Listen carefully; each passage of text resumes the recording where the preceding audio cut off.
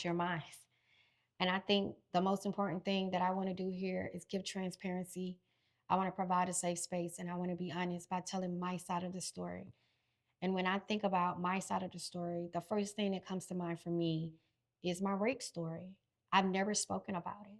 This will be the first episode and the only time I've ever opened up about my rape story. And I'm doing this because I want you guys to know that I'm here. I am just like you. I'm not perfect. I'm no better than anyone. My story and your story are very much the same. So let's talk about what happened when I was raped. I was only 23 years old and I didn't know the person. They say sometimes you know the person, sometimes you don't. I didn't know the person. I knew of the person. We went to school together. And back in my days when I was a little young tenderoni, I was a dancer. And so a lot of people knew me for that. And this young gentleman, he was a dancer. So we would meet up at different locations and we would just dance the night away. He particularly called me in the parking lot and said, "Hey, my birthday is coming up. You should come visit me."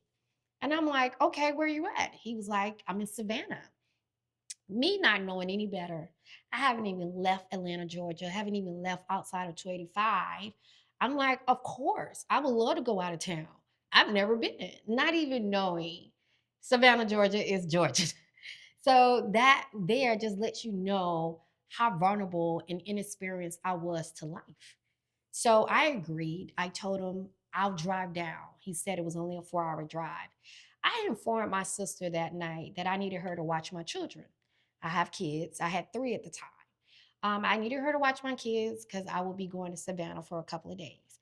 I remember it clear as day. I particularly slept at my sister's house and I waited until midnight because I felt like it would be safer to get on the road at night. And as I got on the road at midnight, it was a 4 hour drive, meaning I would get at 4 a.m. I don't know why I decided to make myself cozy, but don't do it. Don't make yourself cozy while driving. I made myself cozy. I played my R&B music. I cut my heat on. And before you guys knew it, I was in the middle of a ditch that was probably about 10 feet deep. I had felt off the road. Um, People came to my rescue for sure. Ambulance, fire department was there, but it was very hard to find me. Now, I was 20 minutes away from my destination, and I don't know if you guys believe in miracles. I don't know if you believe in communication from God, but I believe that was a sign letting me know don't go here. Don't go this way, don't go this route, don't go see this person. Because why did I fall asleep and fall off the road 20 minutes before my arrival? I could have did it 2 hours ago, but I didn't. I was 20 minutes away.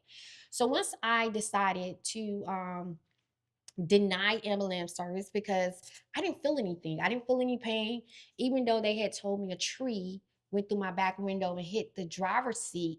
I wasn't feeling any of this. So they were like, "I really suggest you go to the hospital. You may not feel it now, but you're going to feel it later." True statement. I did feel it later. Moving forward, I denied services from the ambulance and the fire department.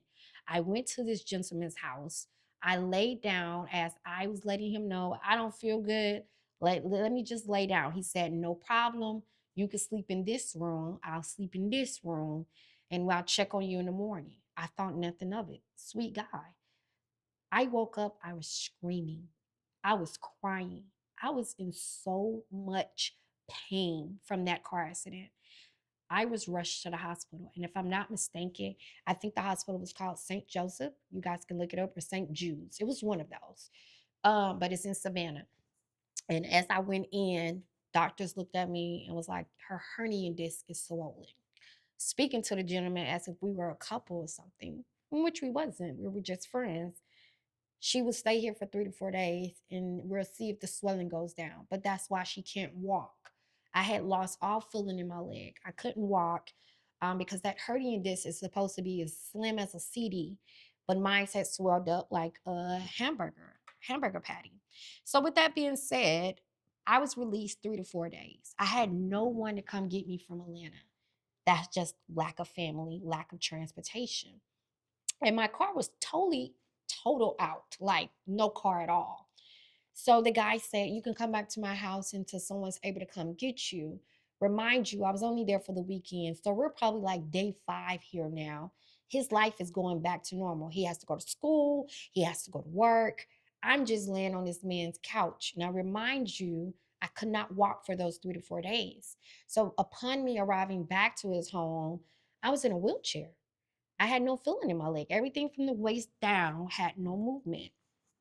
And as I sat in the house, he did try to set me up on day one where it was like, here's the mobile potty for you. And if you can hop in the bed, this will be where you can hop in the bed at. Or if you want to stay in your chair all day and relax in your chair, that's fine. I get home at this time.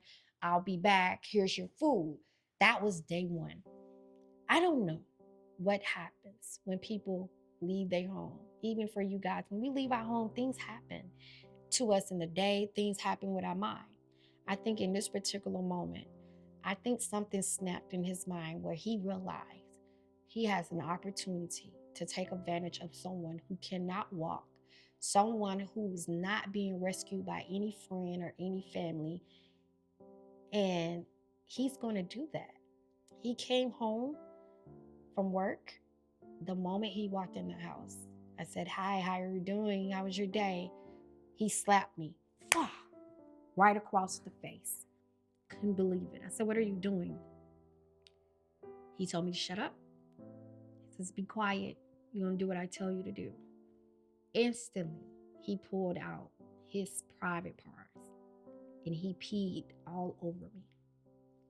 And then he proceeded to push me out of the wheelchair. And then he proceeded to bite my shoulders, bite my face, like if it was a kink. It was painful to me. But this is now I have no control besides fighting with my upper body. I'm screaming, "Stop, stop. No, let's not do this." And he proceeded to rape me. Now remind you, I have no feeling at the bottom of my body. So even though I may not have this feeling mentally, I felt everything. Emotionally, I felt everything. And this rape was so brutal that I think only I can tell you I knew I was going to die. I knew there was no saving me because this happened day after day after day. And we spent about 7 days in this position of beating me, urinating on me, making me do things that I don't want to do without giving me a bath, me urinating on myself, me having bowel movements on myself because he doesn't want to clean me up. He doesn't want to care for me going without food and water for days. And then when I do want water, water is being poured all over me, you know? Um, it was just, I knew and I prayed. Even in the midst of everything, I prayed that God get me out of this. And if you get me out of this, I would do whatever I need to do to make sure I would never experience this again. But more than anything, I prayed that my children know how much I love them and let my children be okay. And I want them to remember me like my mom was a sweet person because I just knew there was no point of return from here. There was no point of return. So I will tell you guys on day 7, and I'm not saying day 7 like the Bible, it was day 7 for me personally, if I was counting correctly. And I could have been counting wrong. But day 7 for me of being beaten and raped every day because he would go to work, go to school, come home like nothing has happened. And he would do this repeatedly over and over and over and then leave his house like a normal person. Now, why? I have no reason. What did I do to deserve this? I have no reason to ever understand the concept of why a person would do this to another human being. But it happened. Day 7 comes. I ask God for strength. I ask God for courage. I crawl to that front door. And I don't know how many of you guys are familiar with Savannah, but Savannah has old houses, long driveways, and you can lock the burglar bar door from the outside. and the person on the inside is locked in. So that's the kind of home this guy had. He could lock me in the house and no one could get in because it's a steel metal burglar bar door. So I went and I beat because it makes a sound. No energy, dehydrated, starving. None. So I didn't think my sounds were that loud. There was a Caucasian guy across the street walking to his mailbox, and he heard me. And I could think, oh my God, God is good. God is freaking amazing right now. Thank you. That's the first thing I said is thank you. As I see him walking down this long driveway to get to me, he couldn't even get to the door because I smelled so bad. He stepped back and he was like, "Are you okay?" And I'm like, "No, I'm being held hostage. I've been kidnapped. I've been raped. I've been beaten. I need help." He leaves, goes home, gets his drill, gets whatever he can to get this door off the hinges because that's the only way in. We don't have a key here. And with that being said, the door was off the hinges. 911 was called. I didn't even know there was a missing person report out for me. Only my sister knew I left, so I guess when she realized I didn't return it in the time that I said, a missing report came out for me. And in that missing report, this is now going to be a crime. Not only that I was raped, beaten, and kidnapped, this is a real serious Fed investigation crime. So many officers were outside, so many SWAT teams, FBI, everybody was just outside. I just needed help. I wanted to get back to Atlanta, Georgia to get to my kids. That was it. So for me, I didn't stick around to see if him get caught. The officer came to me and informed me he has a wife and a daughter. He couldn't imagine what I had been through and didn't want me to even talk about it, but just let me know in reassurance this man is going to pay for what he did to you. And they put the door back on the hinges and they all sat in that house until he got there, as if he was going to walk in and come back and do the same thing over. He walked into 35 FBI agents. And when I say I was informed while I was at the hospital that he had been arrested, I needed to give a testimony because I wasn't willing to go to court. You know, we're scared, we're nervous. You don't want to see your abuser. I didn't want to see him. I didn't even want to know why. I just wanted justice. And so I pre recorded my testimony.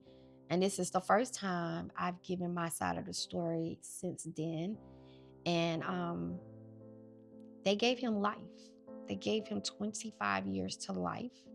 He was charged with assault, aggravated assault, rape, multiple charges, kidnapping, domestic violence, unruly conduct. It was just so much.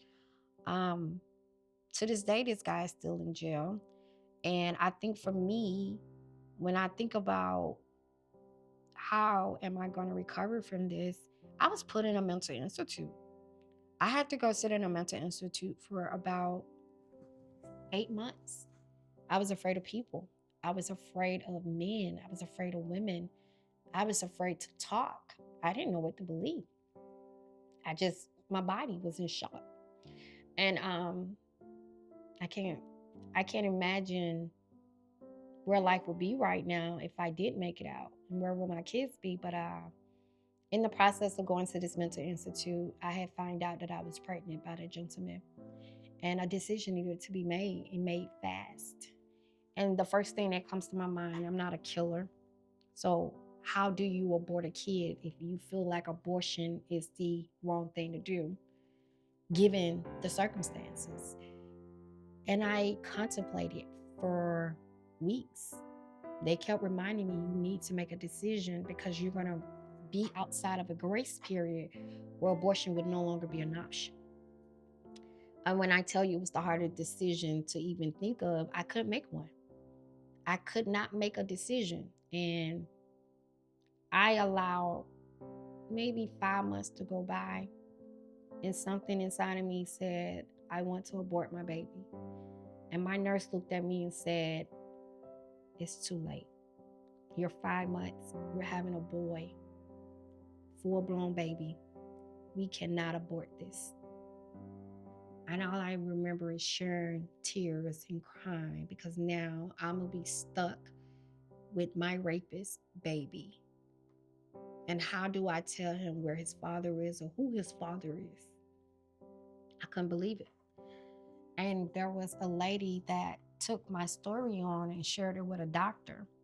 And this doctor decided to come see me and said, I'm willing to give you this abortion if you really are for sure that you want to do it. But you must know it will come with sacrifices, it will come with a risk.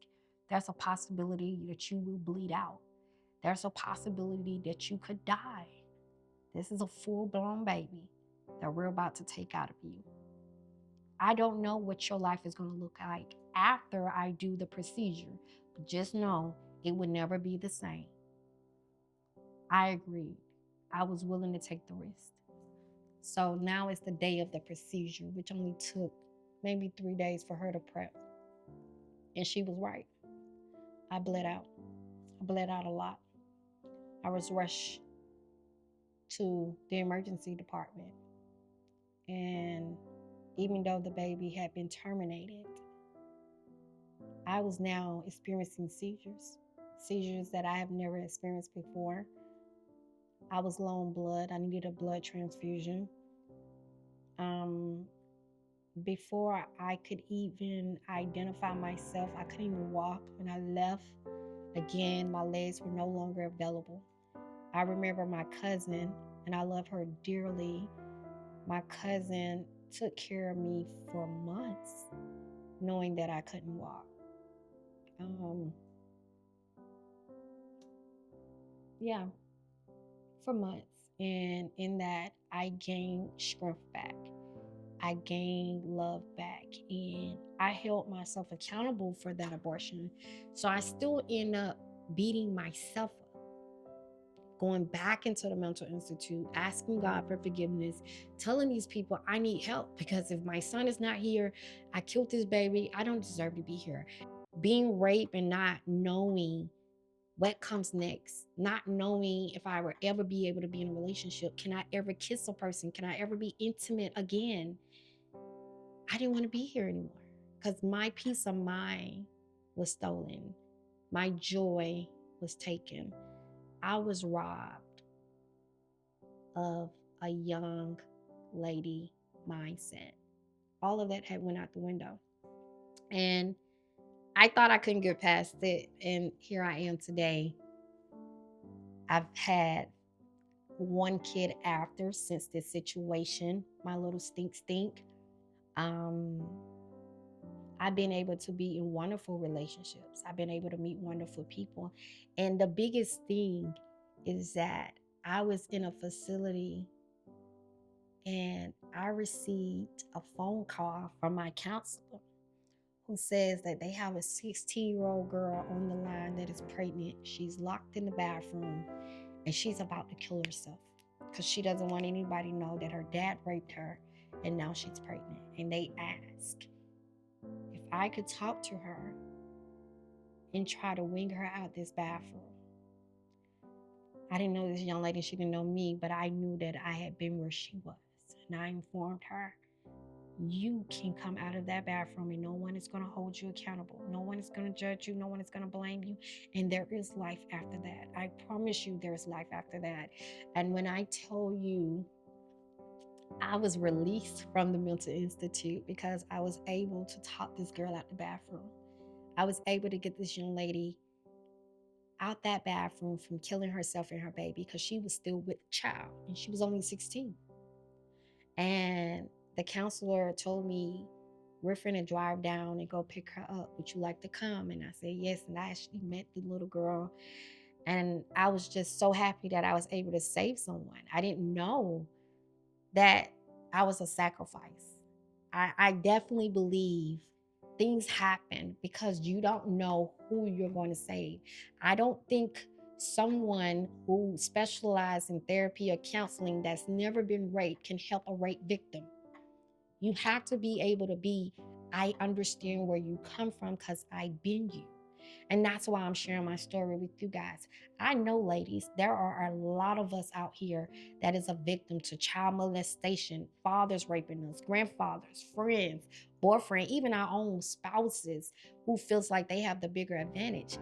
I can relate. I've been you. I've been there. And for those that are not able to share their story, for those that are afraid to tell your story, I'm telling mine because I want you to know it's okay. You can share that story and still be looked at as beautiful. You're still going to be looked at as amazing because you never know who you're going to help. Who are you going to save by telling your story? And that's the goal here. We share your truth. I'm here to tell my side of the story because I don't know who's going to see on the other side of this camera. Thank you for helping me, Pure. Thank you for telling your story. I'm going to tell mine. That's it. So I just want to say there is life after the victim. There is a new you after being a victim. Don't ever think that you have to stay stuck in that space, in that moment, in that body.